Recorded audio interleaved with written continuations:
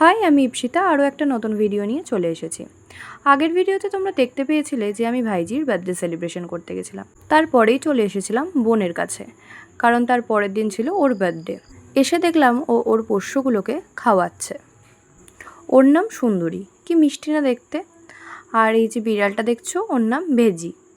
তো এরা সবাই ওদের বাড়িতেই থাকে সব সময়।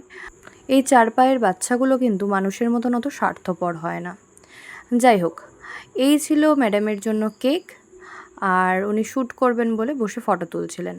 এই ছিল আমার তরফ থেকে বোনের জন্য একটা ছোট্ট গিফট। আসলে ও যেহেতু নাচ করে, ওর ড্রেস বা জুয়েলারি এগুলো সবসময় লাগে। তোমাদের গিফটগুলো কেমন লাগলো আমাকে কিন্তু অবশ্যই জানিও। তারপরেই আমরা চলে এসেছিলাম ওদের বাড়িতে।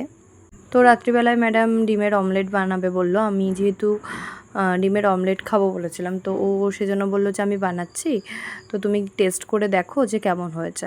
টু বি অনেস্ট, ওর হাতের রান্না খেতে আমার সত্যি খুব ভালো লাগে।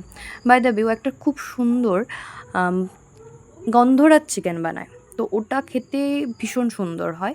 আমি তো ওটা খাবার পর থেকে এখন যখনই আমার বাড়িতে চিকেন আসে, তখন আমি আমার মাকে বলি যে তো আমাকে একটু গন্ধরাজ চিকেন করে দাও, এরকম। তো আমরা আড্ডা মারতে মারতে সব গুছিয়ে ফেলেছিলাম। তারপরে যাই হোক, ডিনার করে নিয়েছিলাম। গল্প করতে করতে খেতে খেতেই রাত 12টা বেজে যায়।